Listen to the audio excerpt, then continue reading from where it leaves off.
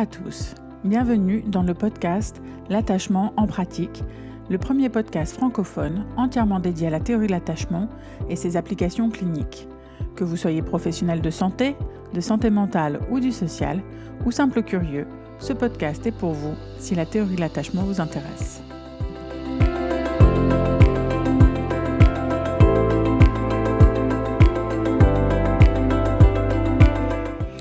Bonjour à tous et bienvenue dans ce 14e épisode du podcast L'attachement en pratique. Après un long moment d'absence, me voilà à nouveau au micro, prête à vous faire réfléchir sur les applications de la théorie de l'attachement dans nos pratiques cliniques.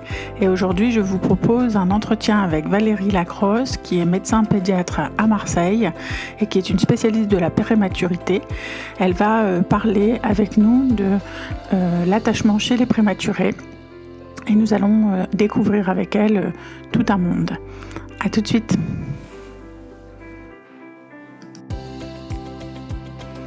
Je m'appelle Alexandra Després, je suis docteure en psychologie, spécialiste de la théorie de l'attachement. Vous me connaissez maintenant.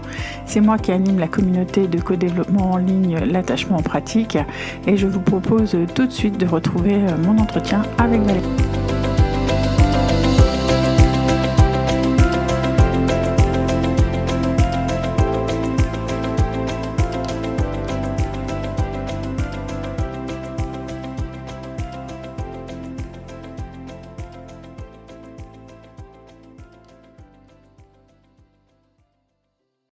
Bonjour Valérie. Bonjour Alexandra. Comment vas-tu? Ça va bien. Ça va bien. Alors, je te remercie d'être là avec moi aujourd'hui pour en fait le premier épisode de la saison 2 du podcast. Donc, c'est le premier épisode qu'on enregistre. Alors, j'aimerais peut-être que tu te présentes rapidement et que tu présentes ton parcours. Comme ça, les auditeurs auront une idée de qui est notre invité aujourd'hui. Voilà, donc je suis Valérie Lacroze, je suis pédiatre néonatologue, c'est-à-dire que je m'occupe des nouveau-nés prématurés et des nouveau-nés prématurés, des nouveau-nés à terme qui sont malades, ainsi que de leur famille. Donc, ça fait plus de 30 ans que je fais ce métier. Mm-hmm. Et donc, depuis, on va dire pratiquement une dizaine d'années, je réexpliquerai un petit peu les tenants et les aboutissants de tout ça et les déclencheurs, on va dire, mais je me suis intéressée de façon importante au développement socio-émotionnel des prématurés. Et donc, j'ai fait un certain nombre de démarches de formation dans ce sens. Mm-hmm. Voilà, donc la première, ça a été de faire le DU sur l'attachement de monsieur et madame Guédonné, c'était 2015-2016. J'ai embrayé par la suite sur le DU de psychopathologie périnatale. Avec Antoine aussi. Avec monsieur Guédonné aussi, voilà. Et puis ensuite, je suis passée à des choses, on va dire, j'ai eu ce corpus, on va dire, de connaissances. J'ai souhaité passer à des choses plus pratique et pragmatique, on va dire, et c'est en faisant donc la formation sur l'ADBB qu'on s'est rencontrés, en fait. Et c'était en 2019, en 2020, voilà. Tu as fait la formation en ligne avec nous. La formation en ligne, voilà, sur l'ADBB, oui, c'était en 2020, je crois. Et c'est dans ce cadre-là que moi, j'ai découvert toute ta spécialisation autour des prématurés et surtout la dimension spécifique de l'attachement pour les prématurés. Je savais un peu, mais je n'étais pas aussi informée que ça. Et j'ai été passionnée par tout ce que tu nous as raconté, en fait. Et je me suis dit que ça pourrait intéresser beaucoup de monde. Et donc, je te remercie d'être là pour partager tout ça. Alors, je vais te poser, tu vas voir, ça va être très simple, quelques questions. Et puis voilà, on discute, c'est pas complètement figé.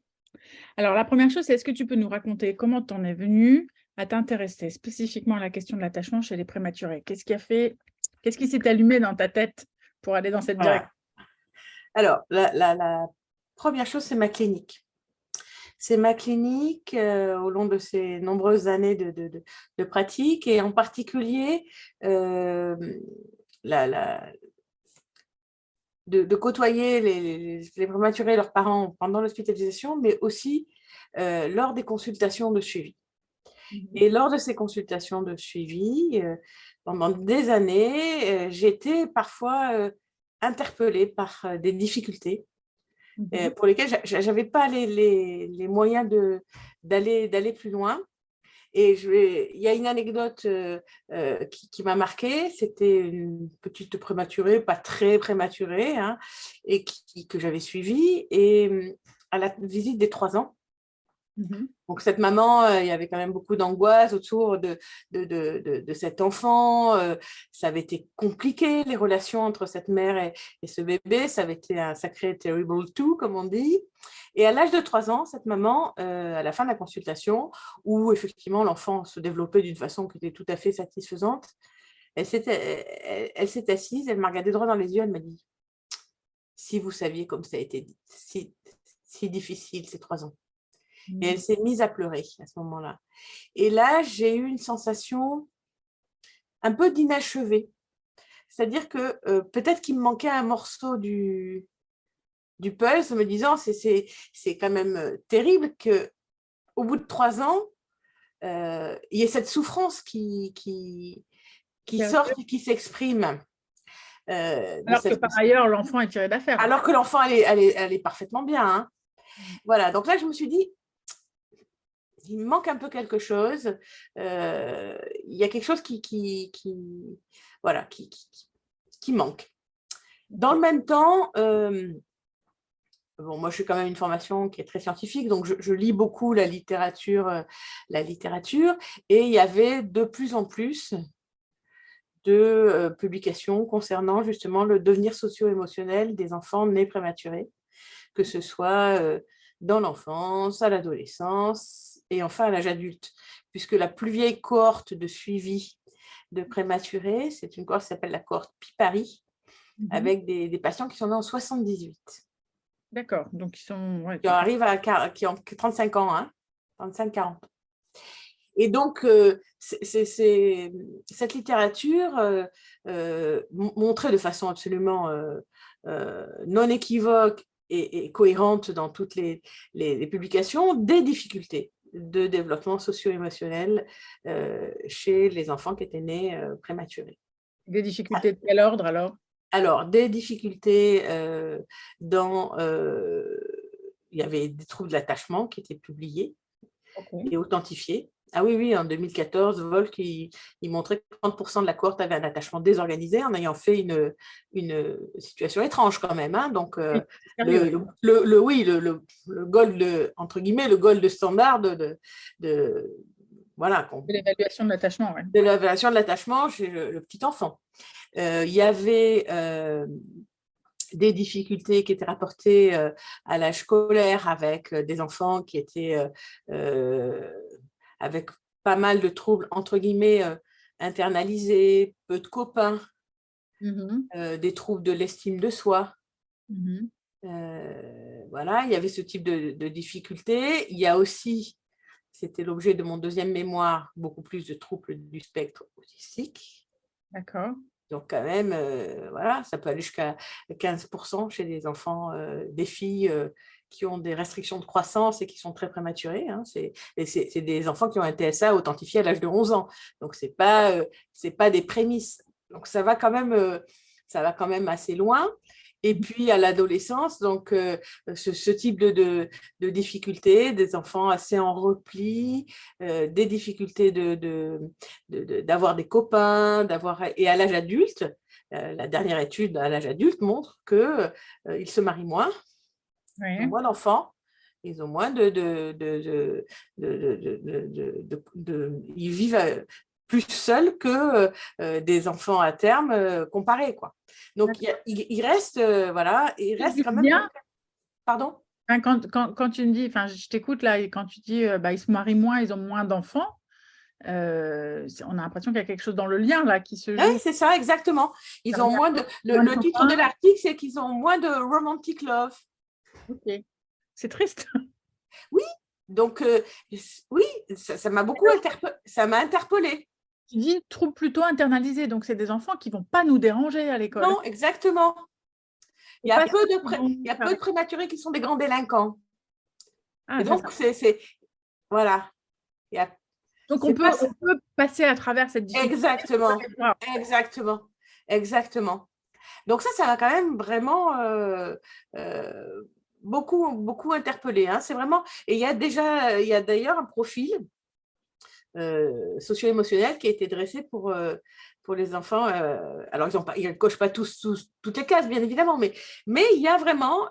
donc, on a quand même l'impression que c'est quelque chose qui est réel, c'est dans plein d'études, dans différentes sociétés, etc. Vraiment, il semblerait qu'il y ait quand même... voilà, il reste quelque chose qui est imprimé et effectivement qui ne fait pas tellement de bruit. Donc, ça, c'était la deuxième point d'alerte pour moi. Ouais. Et le déclencheur, en fait, ça a été en 2015, lors d'une réunion de néonates, l'intervention de M. Guédonné qui parlait de l'attachement. Et là, j'ai dit, alors là, je comprends des choses, là.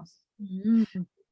Et là, je me suis dit, là, il faut que je travaille ce point-là parce que je ressentais dans ma perception que ça faisait sens. Mmh. Et voilà, et c'est pour ça que je me suis inscrite au DU. Au DU. Voilà, c'est comme ça que ça... Tu découvrais le dernier morceau de puzzle et que tu disais, bon, maintenant, il faut que je vois comment ils s'emboîtent, quoi. Voilà, exactement. Et là, j'ai dit, là, ça fait sens. Et effectivement, ce DU d'attachement, pour moi, ça a été une révélation. En même temps qu'il y avait ces études qui paraissaient sur le devenir, il y avait aussi toutes les neurosciences qui confirmaient. Qui commençaient, qui explosaient, on va dire. Et là, j'ai réussi à mettre, je me suis dit, les morceaux, ça s'emboîte, ça commence à s'emboîter, parce que pour moi, ça faisait sens qu'il y ait des preuves, entre guillemets, par le biais des neurosciences, de comment notre cerveau émotionnel fonctionne, comment on est en lien avec les autres, qu'est-ce que c'est que d'être un être social, comment le cerveau l'organise. Ça faisait sens avec effectivement la prématurité qui est une condition anormale au sens non pas dans la norme, donc potentiellement effectivement à risque. Voilà comment ça s'est articulé dans mon esprit et pourquoi ça m'a intéressée. Et alors, bon, peut-être on parlera un peu des parents pour pas paniquer les parents qui pourraient écouter, peut-être leur donner des recommandations tout à l'heure. Mais avant ça, qu'est-ce que toi, tu penses que les professionnels sur le terrain, donc les gens qui nous écoutent, et puis on peut peut-être différencier les différentes professions, devraient impérativement savoir sur cette question de attachement et prématurité? Et puis, qu'est-ce que ça impliquerait en fait pour le travail clinique? Alors, l'attachement, il y a deux personnes. Donc, en fait, la situation de prématurité, on va dire, fragilise l'enfant de par sa condition physiologique de prématuré, du vécu qu'il a, du fait des soins qu'on doit lui prodiguer, du fait qu'il reçoit des stimulations qui ne sont pas adaptées. Qui ne sont pas en adéquation avec son développement. Donc, il y a ça. Ça, c'est contrebalancé quand même, heureusement, par la mise en place des soins de développement qui ont été vraiment une avancée énorme et qui font la preuve de la protection, on va dire, des enfants vis-à-vis de ce type de troubles. Et puis, il y a le versant parental, parce que l'accouchement prématuré, c'est un traumatisme. C'est un traumatisme. Souvent, cet accouchement, il est en urgence. Il est empreint de beaucoup d'inquiétudes médicales, que ce soit pour la mère ou pour l'enfant. De perte de contrôle pour la mère aussi. Voilà, exactement. Et puis même, des fois, il y a des mères qui sont très malades, qui ont par exemple une hypertension très grave, à qui on fait une césarienne euh, en urgence et qui peuvent avoir aussi la perception de craindre aussi pour leur vie. Il y a les inquiétudes que vont avoir les parents pour la santé de cet enfant, qui parfois est un peu comme ça, un jour ça va, le lendemain ça va pas bien. Enfin, cette espèce de montagne russe émotionnelle qui sont quand même, un jour ça va, il a bien grossi, il a bien mangé, le lendemain, bah non, il refait des apnées, il a mal au ventre, ou le jour d'après ça va, et puis 3 jours après, il a peut-être une infection. Enfin, c'est assez terrifiant, je pense, en termes de ce que ça fait vivre aux parents en termes d'émotions. Et après, il n'y a pas que ça, il y a aussi, on pourrait penser que tout est tranquille une fois qu'ils sont rentrés à la maison, mais non, parce qu'il y a quand même l'inquiétude du devenir, qui est en filigrane, même si c'est essayer d'être pas mis au premier plan par les équipes, mais quand même, il y a toujours une petite inquiétude de est-ce que cet enfant va se développer bien, est-ce qu'il va pouvoir apprendre, devenir autonome, c'est-à-dire devenir un individu qui va devenir autonome à part entière, c'est quand même le souhait de tous les parents. Donc, ça veut dire que dans l'interaction, excuse-moi, je te coupe, mais il y a un rappel constant, donc déjà par les consultations de suivi, il y a un rappel constant de ce trauma dans l'interaction. Et puis, j'imagine, enfin, je ne sais pas, moi, je n'ai pas beaucoup échangé avec des mamans de prématurés, mais j'imagine que quand l'enfant rencontre une difficulté émotionnelle, une difficulté à apprendre quelque chose, ou que la maman elle a du mal à un moment donné, à chaque fois, elle va se poser la question de est-ce que c'est dû à la prématurité et ça vient polluer un petit tout peu à fait. la parentalité, alors qu'une maman qui n'a pas un enfant prématuré ne va pas automatiquement attribuer à la prématurité, enfin, elle va se dire, voilà, c'est l'enfant, c'est la parentalité, c'est difficile. Mais la maman de prématuré, peut-être, elle se dit, ah bah voilà, s'il n'était pas prématuré, alors. Voilà, il y a ça. Et il y a aussi le fait que ces enfants prématurés donnent des signaux qui ne sont pas clairs, qui sont troubles, du fait de leur prématurité. En particulier, c'est des enfants qui ont... alors, je parle d'enfants qui ne sont pas porteurs de séquelles graves ou de handicap sévère ou de lésions cérébrales sévères. On est un peu dans un autre champ. La majorité des enfants n'ont pas de lésions cérébrales. La plupart des prématurés qui sortent des services de néonatologie ont une IRM cérébrale normale. C'est a priori pour le moment le gold standard de la photo du cerveau, on va dire. D'accord. Mais certainement que pas mal de ces enfants, puisque quand même il y a à peu près 40% des enfants 40 à 50% des enfants qui ont besoin d'une aide à 5 ans, la connectivité cérébrale est probablement pas optimale, et ça se saurait si la naissance ne se faisait pas à 9 mois. Hein, normalement, voilà, la grossesse, elle dure un certain temps et je pense qu'elle a tout son sens. Et en fait, c'est probablement que ça entraîne des difficultés, ça on le sait, au niveau des process sensoriels. D'accord. Et voilà, donc ça c'est quelque chose qui est bien établi, les enfants prématurés, comme d'ailleurs les enfants qui ont des troubles du spectre de l'autisme. Alors tu vois, on revient sur des choses qui se convergent, et donc ça fait sens. Ont des difficultés dans l'intégration d'un certain nombre de process sensoriels.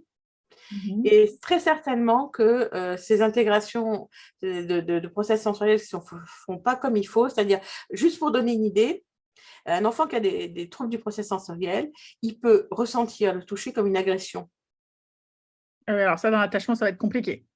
Voilà. Donc, juste pour simplement dire ça. Donc, ces troubles de process sensoriels vont, je pense, perturber fortement les signaux envoyés par l'enfant, qui vont être distordus et qui vont être, de ce fait, encore plus difficiles à décoder pour les parents et à comprendre.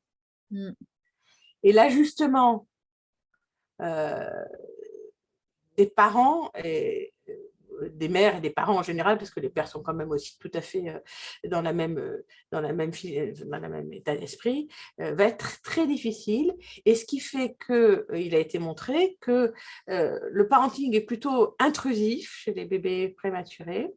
D'accord. Et que la qualité de la relation n'est pas optimale. Voilà. Et que ça fait le lit, effectivement, d'un certain nombre de troubles de l'attachement, et en particulier d'une désorganisation de l'attachement. C'est surtout ça qui est... Alors, ce n'est pas constant dans toutes les études, mais il y a un certain nombre d'études qui montrent qu'il y a une propension, on va dire, plus importante à avoir un attachement désorganisé chez un certain nombre d'enfants qui sont nés prématurés. Alors, bien évidemment, c'est toujours difficile, on ne va pas en faire une généralité, mais il y a, on va dire, voilà, des facteurs de vulnérabilité et qui sont propres à l'enfant, mais qui sont aussi liés au stress parental. Je pense qu'il y a une dépression, un état dépressif chez les mères d'anciens prématurés qui est encore plus important que chez les enfants, dans la population d'enfants nés à terme, et que ça, c'est des choses qui sont absolument capitales à prendre en charge, à dépister et à prendre en charge pour justement aider ces mères et voilà, à pouvoir se réassurer en tant que partenaire de leur enfant, que parents de leur enfant. Ça aussi, les soins de développement, ça aide beaucoup, parce que c'est vraiment, on apprend aux parents à regarder l'enfant, à décoder les signaux du bébé. Voilà. Et ça aussi, c'est un gros travail, je pense, d'aider ces parents d'enfants prématurés à décoder les signaux de ces enfants prématurés pour essayer de s'ajuster au mieux. Voilà, parce qu'il y a certains parents qui ont des ressources. Oui. Et qui ont une finesse et qui vont gérer tout seuls. Et il y en a un certain nombre qui sont plus en difficulté. Ça dépend du parcours de chacun, peut-être aussi du soutien qu'ils ont, de l'emboîtement, de leur isolement, de leur histoire propre.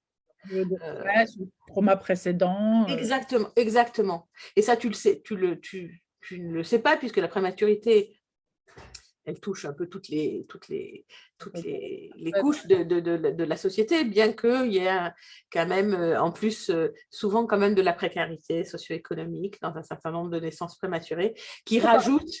c'est un peu la double peine. C'est la double peine ou la triple peine. L'isolement, on retrouve aussi. Et tout ça, c'est des facteurs, on va dire, qui rajoutent à la vulnérabilité des... Comme s'il y avait comme si ça se cristallisait, les vulnérabilités se cristallisent ensemble, les ressources se cristallisent ensemble. Donc, quand on a des ressources, on a encore plus de ressources, et quand on a des vulnérabilités, ça génère encore plus de vulnérabilité. Voilà, exactement. Exactement. Donc, voilà. Du coup, donc, ça veut dire que cliniquement, pour le professionnel, par exemple, moi qui suis psychologue, si j'entends parler, quand je fais mon anamnèse, dans les premiers entretiens pour un enfant et que j'apprends qu'il est prématuré, nous on les a, quand on les a bébés, on est content. En général, on les a plutôt vers 2-3 ans, quand ça commence à être très bruyant. Mais en gros, ce qu'il faudrait, c'est pouvoir apprendre, donc d'abord pouvoir faire des évaluations, notamment, si je comprends bien, des évaluations du fonctionnement sensoriel de l'enfant. Ça semble être une priorité.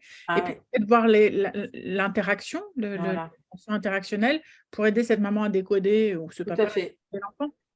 C'est quoi tu recommanderais en premier? Pour moi, ce sont les deux points vraiment importants. Bon, je pense quand même qu'il faut que les professionnels qui suivent des prématurés soient quand même un peu formés à rechercher le retrait, parce qu'il y a quand même quelques pas beaucoup d'études, mais il y en a quelques-unes qui effectivement pointent qu'il y ait plus de retrait chez les enfants qui sont nés prématurés. Et puis, moi, je pense que une grille qui est facile aussi à utiliser, c'est la grille Préo. C'est 4 mois, 9 mois, c'est pas mal pour le dépistage. Il y a 3 questions à se poser. Ça peut être de la routine. Et après, si on pense qu'il y a un risque élevé ou si on est un peu inquiet, je pense qu'il faut effectivement rapidement passer à l'analyse d'éventuels troubles sensoriels et pour aider ses parents et regarder les interactions. Voilà, c'est les deux choses qui me semblent vraiment importantes si on veut aider les gens et si on veut aider les bébés et leurs parents à progresser parce que y a un timing quand même Oui, dans l'impression et dans le développement de ce cerveau social. Il y a beaucoup de résilience, mais il y a également un timing. ouais. Donc, il faut essayer d'agir. Tout va se réparer, enfin, ça va se Voilà. réparer, mais ça prendra beaucoup plus de temps et d'efforts. Voilà, il y a quand même des impressions qui se font. Hein. Ça a été bien montré par toutes les études de neurosciences quand même. Hein. On arrive à des choses quand même sur les troubles d'attachement avec des enfants qui sont nés prématurés, qui ont des amygdales à l'âge adulte qui passent celles d'un individu qui n'est pas né prématuré.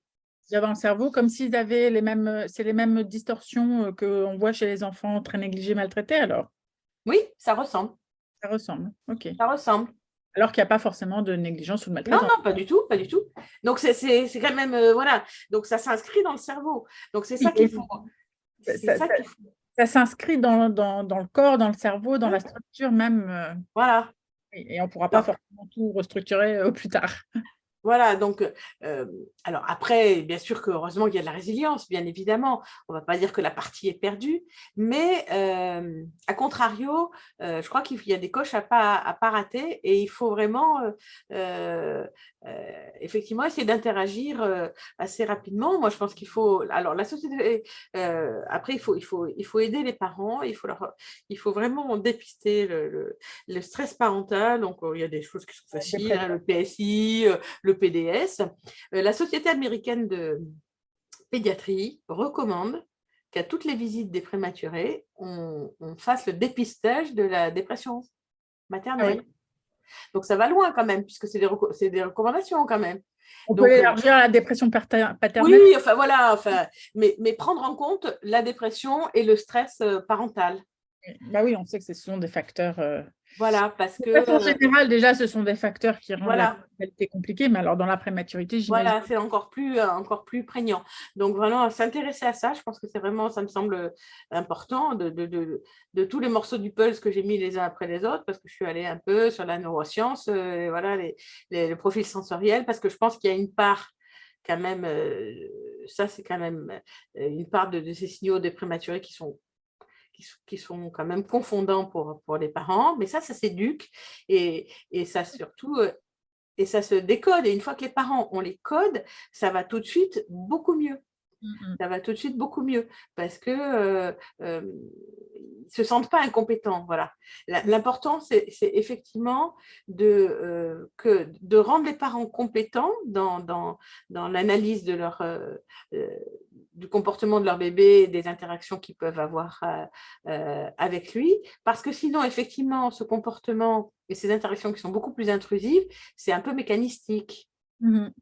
Enfin, moi, j'analyse un peu comme ça, le fait que les mères soient… Si on n'est pas complètement connecté, parce que c'est ça, en fait, on parle là de l'accordage et de la mise en place de cette synchronie dyadique qui doit être nécessaire. Alors, elle est mise à mal, si je te comprends bien, avec le bébé prématuré. Moi, pour avoir vu des vidéos de tout petits prématurés en interaction avec leur maman, c'est vrai qu'il y a toujours une hypersensibilité, quelque chose de pas très logique dans les modalités de l'interaction par exemple, si on le touche, il va devoir enlever le regard parce qu'il ne peut pas maintenir et le regard et toucher en même temps. Et évidemment, voilà, si on a en face une maman qui a vécu des traumas de rejet ou quoi, bon, elle peut se sentir rejetée à ce moment-là, ou maman incompétente, etc. Alors que c'est simplement pour ce bébé, c'est l'un ou l'autre canal, mais pas les deux. C'est trop. C'est trop. Et donc, si on peut expliquer ça, je pense que ça fait du bien aux mères. Et surtout, ça leur donne des clés pour mieux comprendre et décoder cet enfant et pas se sentir désemparés en fait, parce que ça fait d'eux les parents en tout cas des thérapeutes du quotidien, parce que du coup ils vont pouvoir faire les bonnes choses. Alors je vous propose d'en rester là sur cette discussion au sujet de l'attachement et de la prématurité avec Valérie, et puis de nous retrouver avec Valérie pour le prochain épisode dans 15 jours. Je vous remercie de votre attention et je vous propose de poser vos questions sur le site l'attachement en pratique, où vous pouvez aussi retrouver le groupe Discord et échanger avec nous si vous le souhaitez, ou vous abonner même au masterclass où on se retrouve une fois tous les 15 jours pendant 1h30 pour échanger, se faire de la veille scientifique et s'entraîner à l'observation des interactions précoces avec des outils validés scientifiquement. À bientôt donc.